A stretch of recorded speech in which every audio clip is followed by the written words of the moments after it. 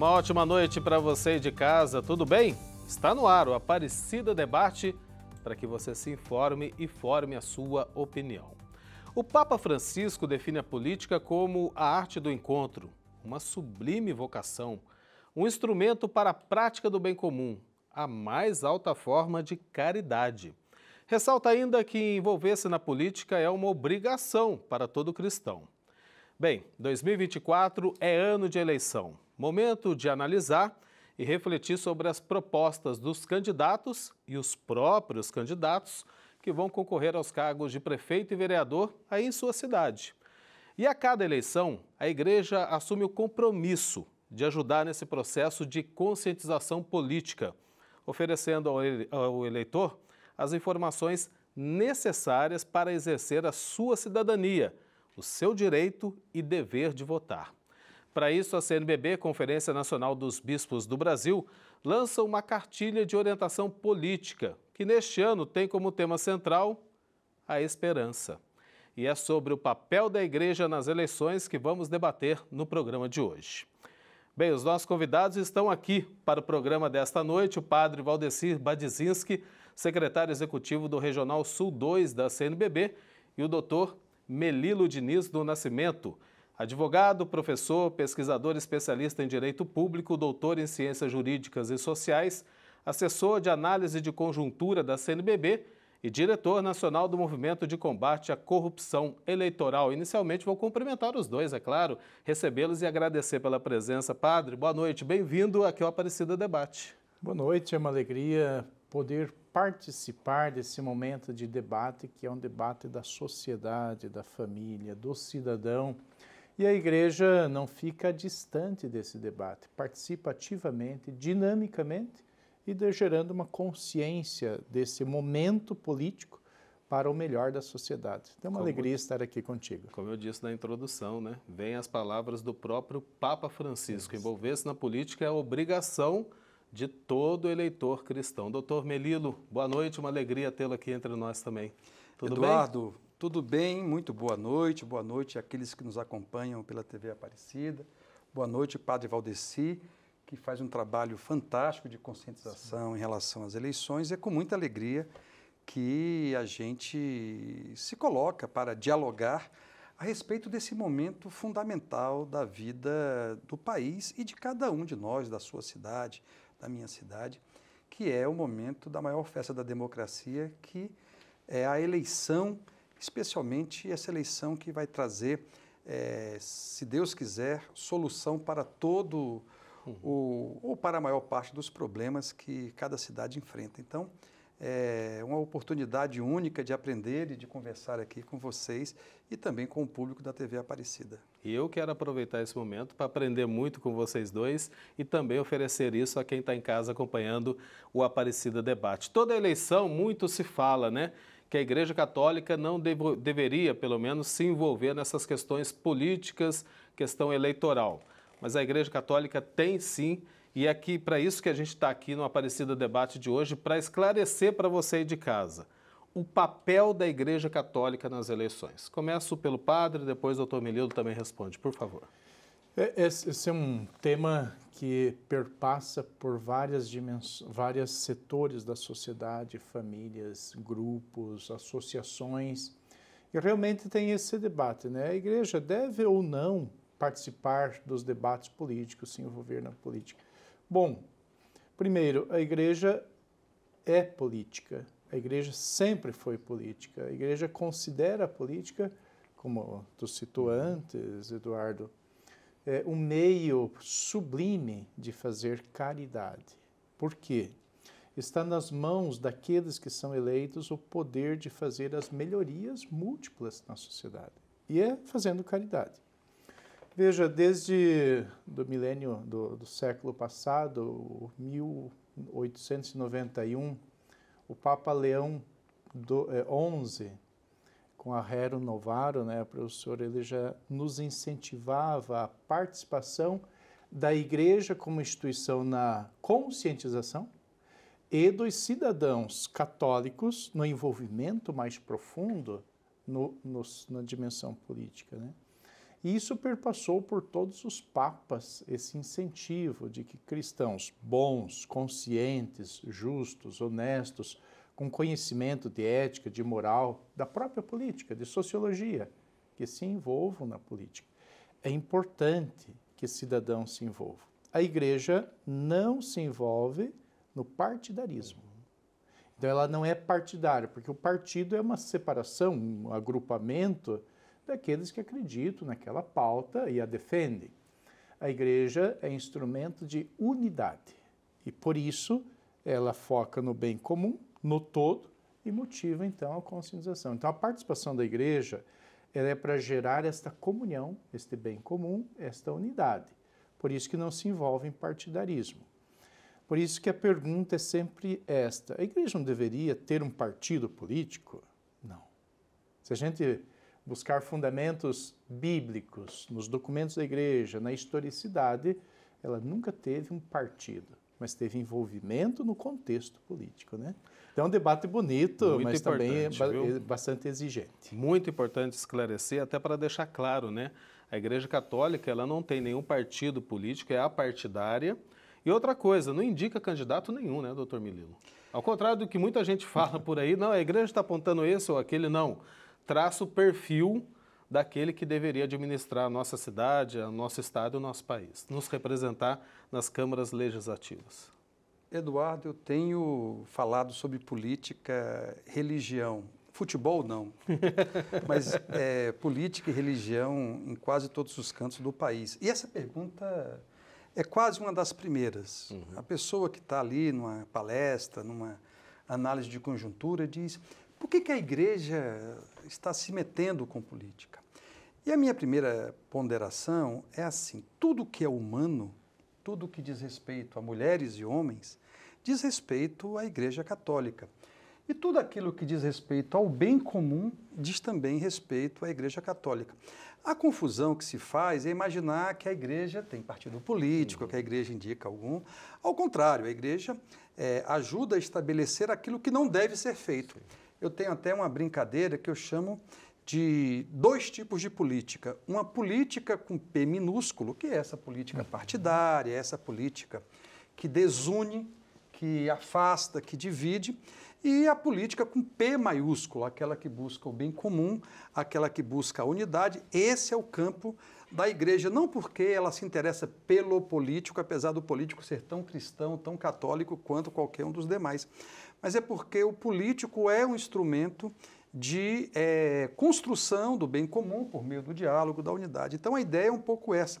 Eu sei que muitas vezes esse tema da política é um tema chato, né, Padre Valdeci? As pessoas dizem: nossa, tanto assunto bom para falar, Nossa Senhora, não é? Falar não sei o quê. Mas veja, gente, é inexorável, não tem como contornar o fato de que esse mundo exige que a gente lute para melhorá-lo. E a forma de melhorar o mundo é por meio da política. Até porque eu sempre aprendi isso, não sei se eu estou errado, vocês vão me corrigir agora. Todos nós somos agentes políticos. Fazemos política todo dia, não é isso, padre? Então não tem como fugir dessa realidade, né? Aristóteles, né? O grande filósofo, né?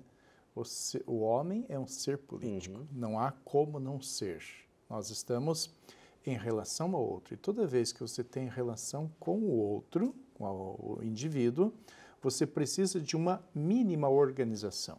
Não dá para a gente se relacionar com o outro sem você ter parâmetros. Imagina se entre dois indivíduos, imagine num contexto social. Então, política, que é a grande raiz etimológica dela, né, que é a organização da polis, da cidade, quer dizer, a organização da relação dos indivíduos. Então, por isso que Aristóteles traz muito claro isso, né, que toda pessoa é um cidadão político, o politikos. Não dá para fugir disto. O Dr. Mililo citava aqui a política com P minúsculo, né? O problema está aqui. É que nós debatemos política de forma que você é meu adversário, meu inimigo, não meu concorrente de ideias, de planos, de pautas, de ideias, de rumos de melhoria da sociedade. O outro pensar diferente é uma riqueza. Claro. Se a gente chegar... E que bom que tem os vários lados, né? Exato. Que bom eu vou só tem. citar aqui, nós não vamos fugir da política nem da filosofia, mas vamos entrar na teologia bíblica.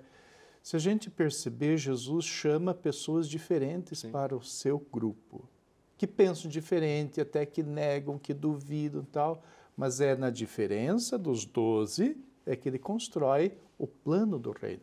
Ele já tinha pronto isso, mas é a diferença que edifica. Por isso, São Paulo repete isso nas cartas à comunidade de Corinto, né? Então, a política é formada por um grupo de diferentes, que pensam diferente, que dialogam e que olham o melhor da sociedade, né? Isso é belo, isso é P maiúsculo. Exatamente. Isso é P maiúsculo, né? Não o P minúsculo que divide, que dissipa, que perde a comunhão, que perde a familiaridade, a proximidade. Bom, estamos aí, famílias ainda divididas. Sobre esse assunto eu ainda vou deixar um pouquinho para frente, porque hoje vivemos, desde a última eleição, um país dividido, extremamente polarizado, e isso tende a influenciar, sim, nessas eleições municipais também, né? Tem famílias que se separaram na última eleição e até hoje não se uniram novamente, né? É uma pena que isso aconteça. Esse não é o bem comum que a gente está falando que a política deve trazer para todos nós, a sociedade como um todo, né? Aproveitando o que o padre estava falando, doutor Melilo, essa questão do debate, ele é sadio. Claro. Mas o debate para o bem comum, não é para uma rivalidade de time de futebol, porque eu sou torcida A, torcida B, torcida C. Tem que ser se colocar as questões do país, do estado e do município na mesa para se discutir e para chegar ao bem comum da população, né? Esse é o debate que deve ser, né? Eu creio que a gente vive uma quadra bastante complicada, se não complexa. O tema da análise de conjuntura da Assembleia desse ano destacou muito esse momento de divisão social, de polarização política, religiosa, afetiva. Eu tenho até uma campanha que é uma campanha pela volta do amigo oculto nas famílias no final do ano. Até o amigo oculto, de tanta divisão política... Sofreu e quase foi eliminado. Eu que sou muito fã do amigo oculto, até porque é um presente baratinho, a gente não se endivida muito, eu vejo que muita gente deixou de compartilhar, partilhar. E aí, qual é o problema? É quando o debate vira combate, quando vira embate. É quando o conflito que todos temos vira confronto. Então, eu ataco o outro, eu transformo todos em inimigos. E essa inimizade social vai ser enfrentada pela igreja por meio da ideia de uma amizade social. Talvez a maior contribuição fantástica das várias importantes que tanto o Papa Francisco como a igreja no Brasil, especialmente por meio da CNBB, tem oferecido, é essa ideia de que a gente tem que encontrar alguma forma de poder sobreviver a isso. Tem frases dos grandes mestres, né? São Tomás de Aquino diz,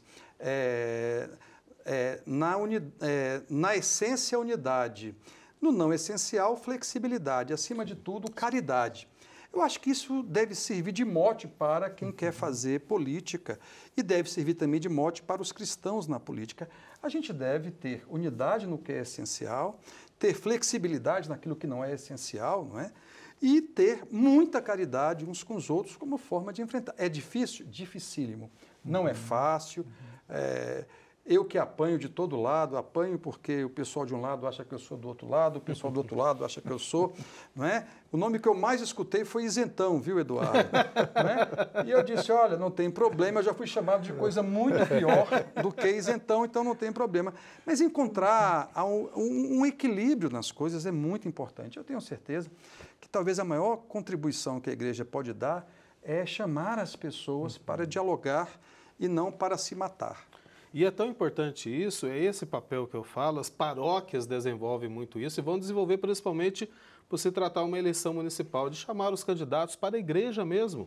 Salão paroquial ali, vamos fazer um debate mais pautado pela igreja, pelo interesse do bem comum, né? E a gente tem que parar com isso. Para ganhar a eleição não vale tudo não, né, padre? Não vale tudo. Exato. E aqui nós temos um princípio, que essas eleições 2024 é local, olho no olho, tato no tato, você vai chegar diante do candidato, o candidato diante de ti, da tua família, o teu familiar será candidato, tua família estará olhando para outro candidato de outra família.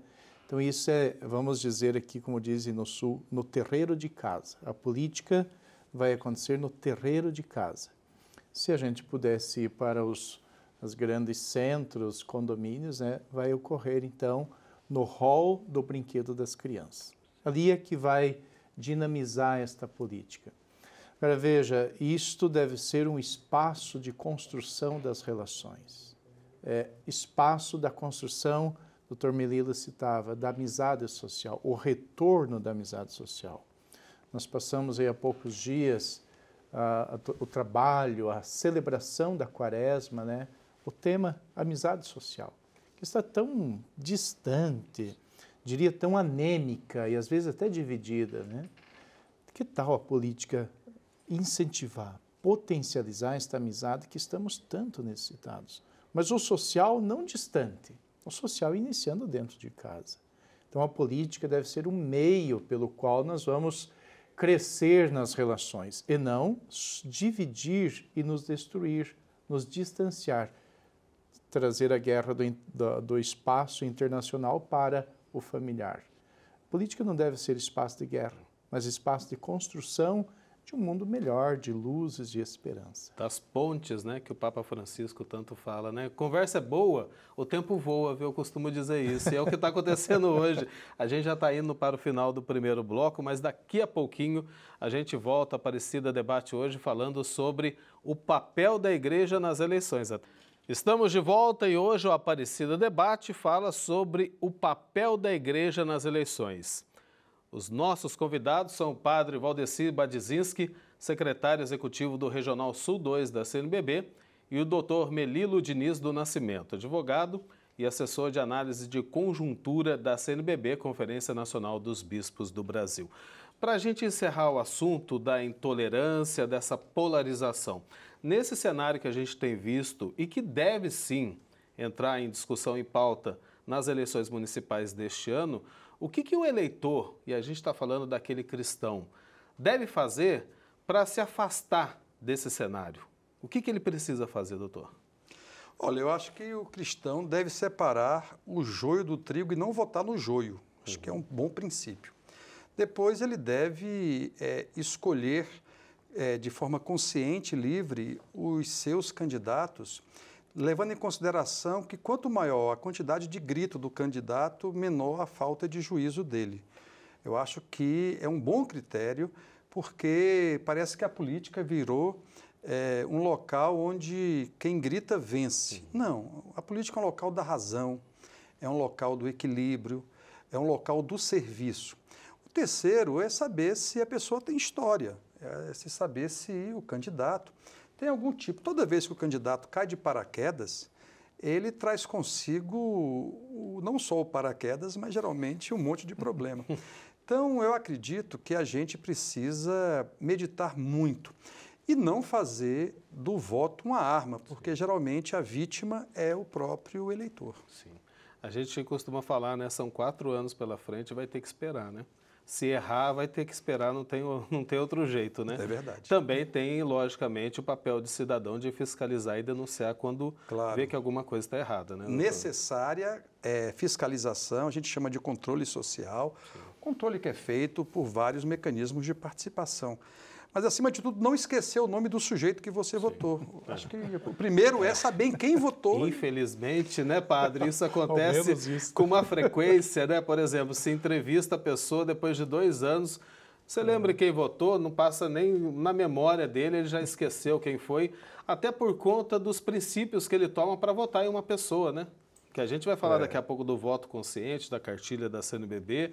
A gente tem que ser muito criterioso, né, na hora de votar. Não é simplesmente porque é algum parente, é alguém indicado pela mãe, pelo pai, pelo avô. A gente tem que ter uma responsabilidade grande, né, padre? Sabe, quase que em tom de brincadeira, mas enquanto menino no sul do Brasil, no meu querido Paraná, eu ouvia dizer assim, depois da contagem dos votos, essa eu não perdi o voto. Quer dizer, não tinha consciência em quem. O importante é que o meu candidato ganhou. E o acompanhamento posterior aí era um desastre, né? Total. Então, por isso que acho que esses critérios que o Dr. Melilo cita são de suma importância. Agora, veja, se esse candidato aparece do nada, já fica um pé atrás, né? Ele deve ser um membro da sua sociedade, justamente porque é vereador e prefeito. Então, é aquele que já caminha com, que não é joio, mas que ele é trigo, ele já é um fruto bom, ele alimenta a vida da comunidade, da sociedade do município, e ele pode oferecer, então, esses benefícios. E aí nós poderíamos buscar os elementos que a igreja nos orienta, os elementos do bom cristão, que qualquer cristão sabe o que é que poderia caracterizar um bom cristão, né? Então, não é difícil, eu diria assim, não é difícil de você identificar. Agora, cuidem. É um bom tempo, não tão longe, a gente fazia aquela pergunta, né? Em quem votar? No menos pior. Não, isso não é suficiente. Não é suficiente. Porque, às vezes, você chega numa situação em que os critérios de um e de outro se equiparam. Porém, quais são as bases de valores? Então, a gente precisa identificar isto, não é o menos pior. Tá? E isto ainda é muito forte na nossa sociedade, né? Ah, por causa disso, por causa daquilo. Não há candidato péssimo o suficiente para não receber voto e nem há um perfeito o suficiente que mereça o voto 100%. O que nós buscamos? Qual é a pauta desse candidato e qual é a pauta desse? Qual é que nós como cristãos católicos, qual é a pauta que nós defendemos? E aí os documentos da igreja nos orientam, a doutrina social nos dá 12 parâmetros de como nós organizar a nossa mente para a escolha de um candidato. Então a igreja orienta, ela sempre orienta como você escolher o seu candidato, né? Eu vou adiantar, antecipar, porque é para onde está levando o debate e é importante que a gente fale sobre isso, né? O voto consciente passa por isso, doutor Melilo? A gente analisar com profundidade o que cada candidato está propondo, está apresentando como plano de governo, como proposta para ser, por exemplo, representá-lo na Câmara Municipal, o que é viável, o que não é, o que é fantasia, principalmente, né? E também analisar um pouquinho do próprio candidato, passado político, se teve algum arranhão lá atrás, ficou alguma coisa mal explicada, enfim. Passa por tudo isso? Qual a receita do voto consciente? Eu creio que o primeiro passo é se dedicar a esse tema. Os estudiosos da ciência política dizem que no Brasil quase que 50% do eleitorado escolhe o seu candidato faltando uma semana. E outros 30% escolhem faltando 24 horas. E é muito ruim, porque você não consegue fazer um balanço. Ah, mas vai atrapalhar o almoço de domingo, não sei o quê. Bom, gente, é melhor atrapalhar um almoço de domingo do que 4 anos. É tempo, hein? Creio que é um princípio que se deve estabelecer. A outra questão é que o voto consciente é um voto que considera do candidato ou dos candidatos alguns elementos, como a gente já discutiu aqui e você ressaltou. Agora, mais do que isso, é preciso conhecer, não é? É preciso buscar essa compreensão de quem é o seu candidato, porque pode trazer muito dissabor, muito problema. E mais do que isso, muita frustração. O brasileiro, eu acho que é isso que talvez a igreja possa contribuir, é uma pessoa de fé, porque a cada 4 anos, a cada 2 anos, ele reacredita nas propostas. E às vezes são propostas mirabolantes. Tem candidato que vai prometer acabar, revogar a lei da gravidade. Tem candidato que vai propor mudar a matemática, que vai transformar todas as escadas de subida só em escadas de descida. Isso aí é lorota, é conversa para boi dormir. E a gente não é nem boi, nem vaca, nem bicho. A gente é cidadão consciente, com a ajuda da igreja, que pode meditar sobre isso. É por isso que essa ideia de convidar as pessoas para reuniões, para conversar, para perguntar, para pesquisar o passado, o presente e o futuro é fundamental. Repito, vale um almoço de domingo, vale uma ida na casa da avó, perguntar, avó, como é que era lá no passado? Porque eu não tenho dúvida que isso é o modelo de fazer a democracia forte e termos uma política com P maiúsculo. E daí é parar para acompanhar o que cada candidato está propondo, ter essa paciência, sabe? Tem que se aprofundar naquilo, porque 4 anos é muito tempo para a gente ficar esperando, né? E aí eu falo também da questão do próprio candidato se apresentar de uma forma mais razoável, né? Porque tem candidato que promete mundos e fundos. Aqui a gente entra na questão das eleições municipais. Prefeito e vereador têm atribuições distintas. Claro. Um de cada outro, né? Então, assim, deixar claro o que cabe ao prefeito, o que cabe ao vereador. Porque eu já vi, não é de hoje, muito candidato a vereador prometendo que vai construir ponte, que vai asfaltar não sei que rua, e que não é uma atribuição dele, né? Vamos deixar claro, então, a atribuição de um e de outro. Sim, sim. Acho que essa aqui é a grande confusão que como candidato se faz para ganhar uma confiança e dar confiança o voto. Porque se o eleitor não está consciente disso, das atribuições, tá? Ele acaba caindo nas lorotas do candidato. O que é legislador não é executivo. O executivo não é legislador. A democracia traz muito evidente os parâmetros para cada um daqueles que são eleitos. Então, o legislador ele pode propor, mas não pode fazer. Ele pode, inclusive, incentivar que o prefeito, nesse caso das eleições municipais, possa executar tal obra, trazendo as necessidades da comunidade, do grupo, do bairro, da associação. Mas ele é simplesmente um legislador. Cuidado, porque o número de chamada aqui fake news, mas que não é somente pela internet e pelas plataformas, é também na relação pessoal, acontece muito. E o candidato está experto na relação e na convicção daquilo que ele gera. Por isso, as atribuições são de suma importância. Hoje, com a facilidade do acesso à internet, os meios de comunicação, nós podemos saber das atribuições do prefeito e as atribuições do legislativo, que são os vereadores. E é muito bom separar, né? Claro. A atribuição de cada um, até na hora que você, eleitor, for analisar a proposta de cada um, colocar isso. Ó, peraí, não, isso daqui não cabe a ele, está prometendo para mim. Isso daqui cabe ao outro, e aí, né? Eu acho que daí já está tentando enganar o eleitor, doutor. O vereador, ele tem 3 funções principais, me parecem. A primeira delas é a tarefa de controlar o poder executivo, o prefeito, basicamente, e o governo do prefeito. O segundo é votar a lei orçamentária e aprovar o orçamento, que é onde se faz política pública. O dinheiro vai para onde fazer o quê? E a terceira é propor leis que possam atender à coletividade. O executivo, Eduardo, ele tem um programa de governo e ele tem que resolver os problemas a que ele se propôs. Ou seja, o prefeito tem essa função no município e tem também funções de representação da cidade que vão sendo acessórias a esse núcleo central. Qual é o problema? É que na barafunda da política isso tem se confundido, ou seja, o vereador se vende como eu vou tapar todos os buracos, é um pouco isso, que não é papel dele, apesar dele poder fazer gestões junto ao executivo para isso. Mas o mais importante é que eu acho que essa eleição de 2024 vai ser uma eleição com um pé no local e um pé no nacional.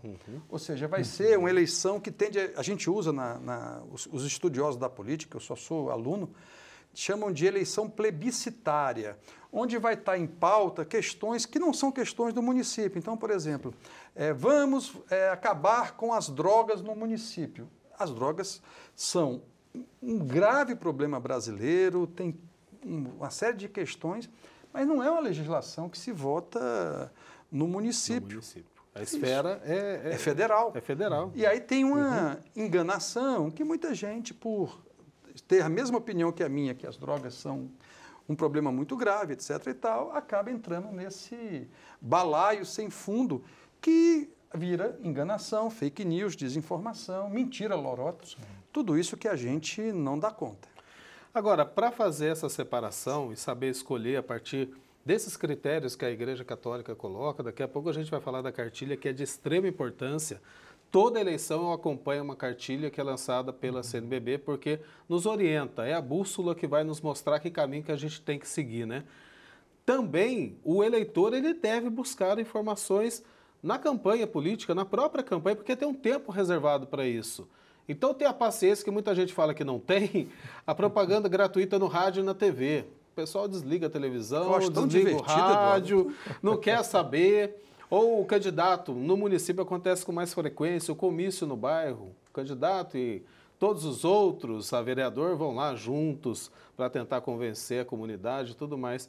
Tudo isso é importante, né, padre? Tem que fazer essa seleção a partir das informações que isso, tem. Inclusive, o plano de governo do candidato a prefeito, que deve ser conciliado com o plano de governo do município.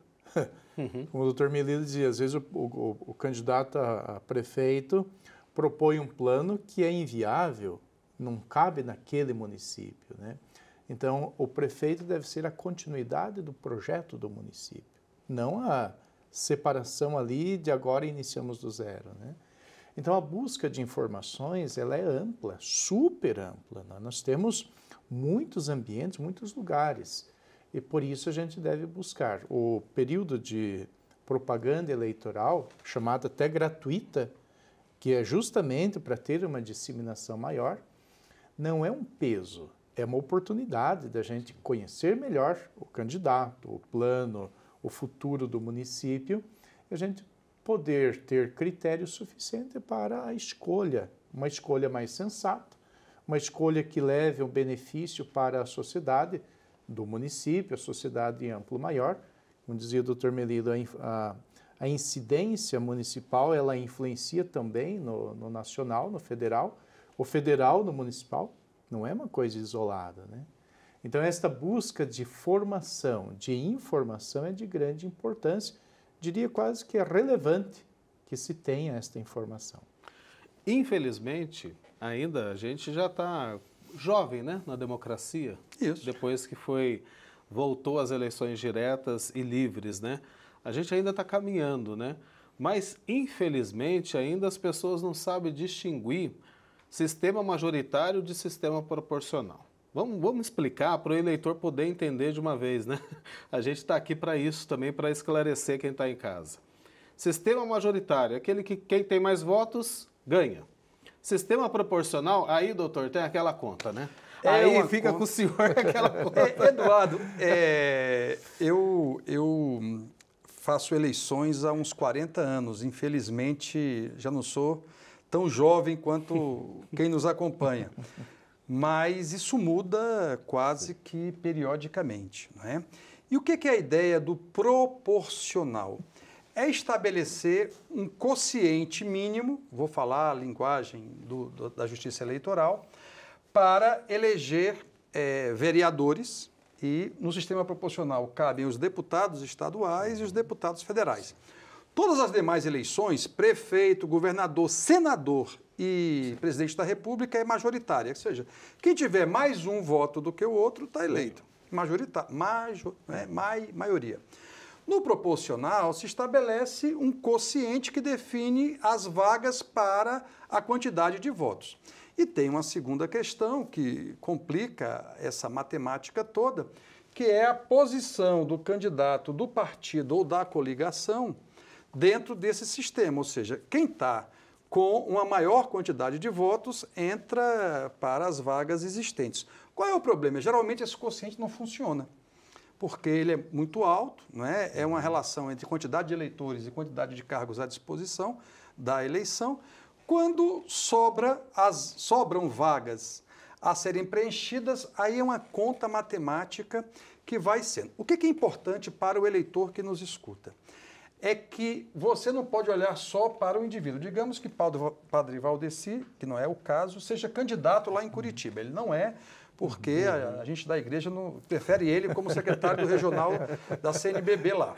Mas ele é candidato. E nesse processo de candidatura, ele está dentro de um partido político. Então, a gente não pode olhar só o histórico do candidato, tem que olhar também a proposta do partido, também olhar como é que isso funciona, também olhar como é que isso tem dentro do programa, para ver se não você acaba votando no padre Valdeci e elege outra pessoa. Então, tem que... Eu não estou lançando candidato não, viu, padre Valdeci? Mas tem que ter um cuidado, até porque já passou o período de inscrição eleitoral, foi até agora, dia 5 de abril. Né? Mas eu não faria isso. Eu sei, é melhor não. A gente não deixaria. Não é? Mas o fato disso é que esse sistema proporcional vai ter uma matemática por detrás que permite, que exige, aliás, que o eleitor olhe para a pessoa, mas também olhe em que partido ele está. Porque isso. tem os puxadores de votos, aqueles campeões de votos que acabam puxando aqueles que têm poucos votos, menos do que o outro que teve mais, mas que não se elegeu por conta da legenda. É complicado. E na eleição assim. de 2022, não é, tinha uma regra. Essa regra foi mudada pelo Supremo tem um mês. Ou seja, a própria regra que a gente explicava lá para quem ia participar das eleições mudou tem um mês. Vai valer a partir da próxima eleição, agora de 2024. Mas é só para você ver como isso não é pacífico. E veja, o eleitor não precisa... Quem se preocupa com isso é candidato e assessor de candidato. O eleitor tem que se preocupar em escolher bem a pessoa e o partido que ele está. Estamos de volta com a Aparecida Debate, que hoje fala do papel da igreja nas eleições. Os nossos convidados são o padre Valdecir Badzinski, secretário executivo do Regional Sul 2 da CNBB, e o doutor Melilo Diniz do Nascimento, advogado e assessor de análise de conjuntura da CNBB. Falar de um assunto muito sério agora, né? A política está desacreditada, as pesquisas têm mostrado isso, principalmente porque, na maioria das vezes, se dá notícias de corrupção. E isso daí não importa a esfera, municipal, estadual e nacional também. Como identificar o que é e quando acontece um caso de corrupção eleitoral? E deixar claro, doutor e padre, a corrupção eleitoral não é só do candidato não, do eleitor também. Deixar claro isso para ficar, né? Porque o eleitor muitas vezes acha que não está cometendo, pode estar cometendo um crime e ser punido por isso, né? Doutor. Eu creio que a gente podia começar pelo eleitor. O eleitor que aceita qualquer tipo de vantagem, qualquer tipo de benefício, qualquer tipo de relação promíscua, ele é tão corrupto quanto o político. Então, muita gente se arvora no defensor da moralidade, quando, na verdade, ele se mete no mesmo esquema. A corrupção tem sempre dois personagens, o corruptor e o corrompido. E tem entre eles uma relação que é de interesse, poder, dinheiro. Então, por exemplo, além da compra dos votos, que é um fenômeno que no Brasil não só é crime quanto leva à perda do mandato, a corrupção se dá, por exemplo, com abusos. Abuso do poder político, abuso do poder econômico, abuso do poder religioso. Muitas vezes se usa o espaço das religiões para pedir voto, não é possível, é vedado pela legislação. E, ao mesmo tempo, é vedado pela ética, né? A gente deve olhar para isso com esses espaços que viram espaços de promoção de candidaturas, levando em consideração meramente esse tipo de critério. É por isso que a palavra inicial é abuso. E, por fim, me parece que a gente precisa entender que um dos principais fatores da corrupção eleitoral é a desinformação e a fake news. Um dos elementos que nós temos trabalhado muito enquanto CNBB, enquanto organismos e organizações ligadas à CNBB, é exatamente o combate à desinformação, o combate à mentira, o combate à fake news, porque esses fenômenos, eles atacam a soberania do voto, o voto não é mais livre, o voto é condicionado. Então é muito importante que o eleitor e quem acompanha as eleições trabalhe para combater esses males que assolam a política brasileira. Inclusive, padre, era sobre esse assunto que eu queria entrar agora, o uso da tecnologia nas eleições. Já aconteceu, esse fenômeno vem desde a eleição do Barack Obama nos Estados Unidos, né? Que foi muito utilizada a tecnologia, redes sociais, para se fazer campanha. E aqui no Brasil se evidenciou a questão do uso das fake news. Notícias falsas, algumas pessoas se escondem atrás de perfis falsos para denegrir a imagem do adversário, que deveria ser adversário, mas se torna inimigo político, né? Como trabalhar essa questão, saber filtrar, para não cair na armadilha de repente, ser levado por uma notícia falsa na internet? Aí eu falo de fake news, inteligência artificial, tá aí, ó, também vai ter uma certa influência nessas eleições. Como trabalhar com a tecnologia? Tem ainda uma coisa que nós queremos trabalhar ainda como conscientização da sociedade a partir da cartilha de orientação política da CNBB, que são as deepfakes, né, que estão chegando com tudo. Se toma a partir dos chats que tem, né, de inteligência artificial e você falsifica não só a imagem quanto o discurso, né? A tecnologia, ela veio para aperfeiçoar e facilitar a vida da pessoa, do indivíduo e da sociedade e suas relações. O que acontece está sendo usado de má fé. E aí, em benefício próprio, em busca, né, de uma vitória política, como tu citou já, tanto fora do Brasil quanto dentro do Brasil, as multiplicações de informações falsas, a chamada fake news, né? O que acontece? É preciso usar a ferramenta é a mesma, tá? Para você adquirir informações falsas e adquirir informações corretas. O que nós temos que ter em vista é a sabedoria do eleitor e do seu meio para identificar tudo isso. A igreja não demoniza a tecnologia, não. Bom, nós estamos aqui no ambiente de tecnologia da TV Aparecida, dentro de um programa de um alcance muito grande, Brasil e fora do Brasil. Então, a tecnologia é um bem. O uso dela é que pode levar para o mal. Por isso, então, a igreja orienta o bom uso de toda essa tecnologia que tem para conhecimento, conscientização e busca, então, do melhor candidato. Doutor Melilo, eu queria uma opinião também do senhor. A tecnologia está aí, redes sociais estão aí, então a gente tem que aprender a conviver com elas da melhor forma, né? Veja, eu creio que nós vamos sofrer bastante nessas eleições. Eu tenho participado de vários debates na Câmara dos Deputados, no Senado Federal, em Brasília, onde eu estou sediado, e me parece que não houve a capacidade de uma produção legislativa, de leis, normas, que atentasse para a complexidade disso. Nós vamos ter aí uma invasão da inteligência artificial sobre várias faces, que vai criar personagens, que vai criar palavras na boca da pessoa. E aí eu acho, Eduardo, que a gente precisa investir na formação e na conscientização e nos perguntar não somente pelas fake news que tanto assolam, como pelo que eu chamo de fake ethics. Ou seja, a ética falsa de quem acredita na mentira. Porque tem gente que acredita na mentira, tem gente que pega a mentira, divulga a mentira. E eu tenho sempre dito que a gente precisa entender a história daquilo que está acontecendo, portanto, buscando informação para poder desmistificar.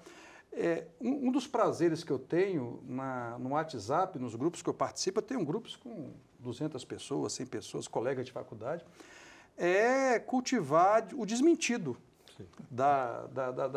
Ou seja, aparece lá uma notícia, você vai em sites que conferem essa questão e diz, olha, isso aí é fake, não é notícia, né? Mas isso pula com frequência nos grupos, especialmente de WhatsApp, mas na época das eleições aí é todo dia. É todo dia, toda noite, é o tempo todo. Então eu creio que a gente precisa se perguntar se nós cristãos, nós que estamos aqui na TV Aparecida acompanhando esse debate, se a gente deve promover isso e não deixar que isso se repita, que isso cresça. Eu vou chamar de fake ethics, é a tradução de ética falsa, né? Muita gente diz, eu sou tão santo, mas mandei aqui dizendo que fulano de tal, não é, fez tal coisa, a gente nem checa, nem olha, né? Isso é muito ruim. E a partir do momento que a pessoa, ela simplesmente, ela não vai checar, ela não vai apurar se é de fato verdade ou não aquilo que está sendo colocado na rede social, e ela vai lá e compartilha aquilo lá. Ela também está propagando fake news, que fique bem claro, né? Claro. Que fique bem claro. É tão crime quanto. Sim, exatamente.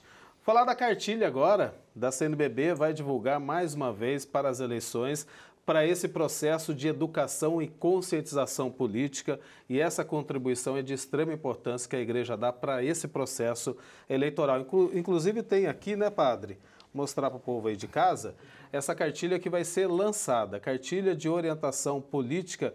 Eu adorei o tema, o título, A Esperança Não Decepciona. E a gente precisa mesmo manter viva essa esperança, que é o que nos move, né? Padre, a gente acabou falando dos vários assuntos que estão aí nessa cartilha, né? Mas como é que vai ser a distribuição? Como é que o eleitor vai ter acesso a ela? Só antes de entrar nisso, eu gostaria de lembrar, Eduardo, que a CNBB tem várias orientações. Sim. Tem o Caderno Encantar a Política, que é um documento oficial da CNBB. Nós temos cartas e notas orientativas, inclusive no site da CNBB. E na CNBB Sul 2, sediada em Curitiba, nós temos uma tradição de elaborar a Cartilha de Orientação Política, como está aqui com o tema A Esperança Não Decepciona.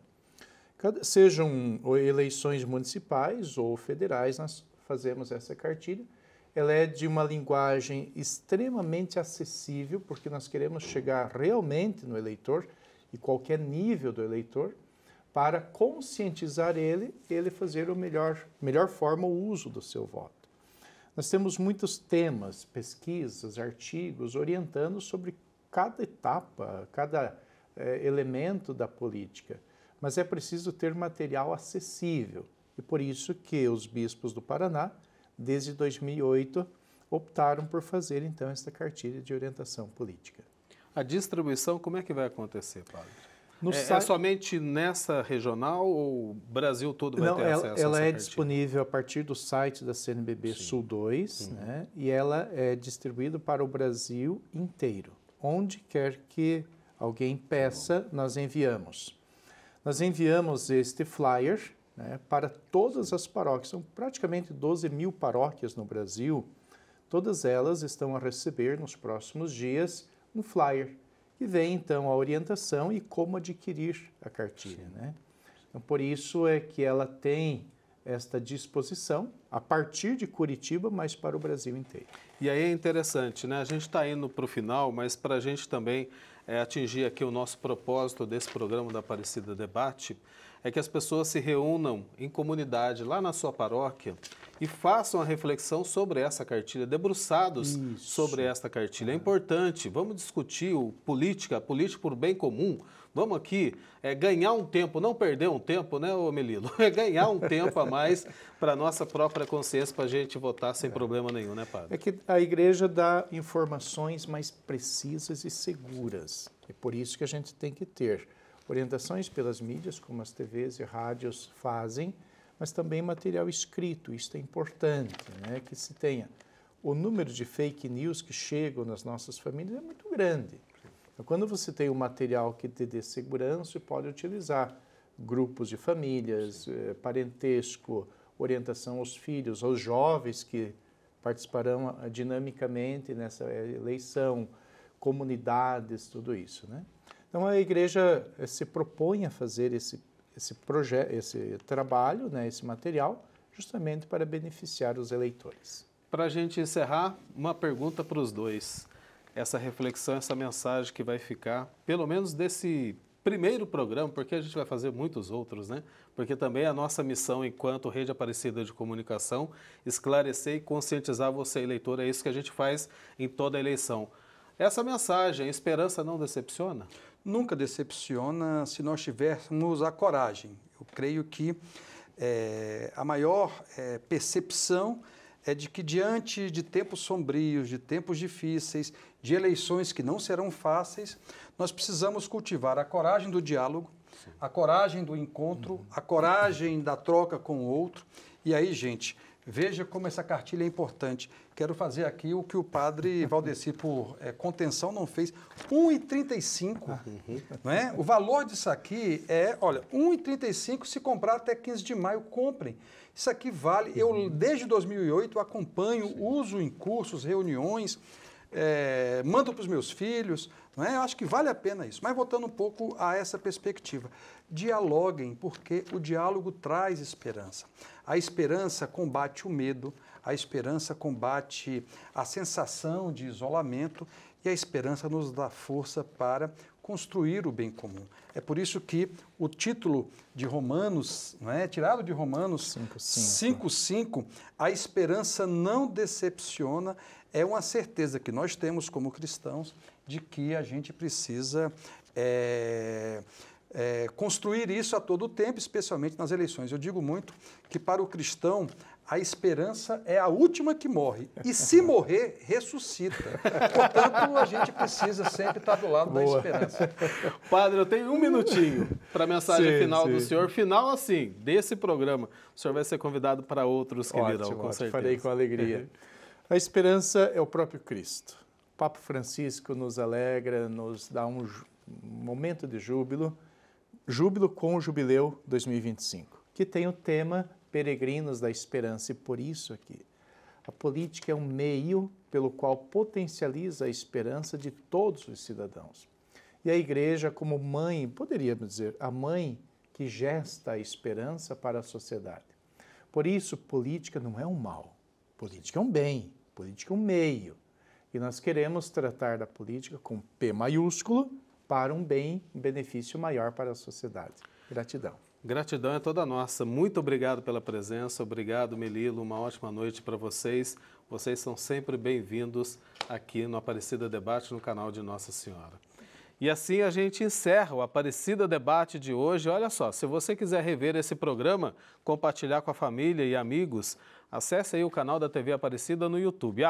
Quando comentarem nossas publicações nas redes sociais, utilize a hashtag Aparecida Debate, que volta na próxima terça-feira. Desejo para você uma ótima noite, um bom descanso e até lá.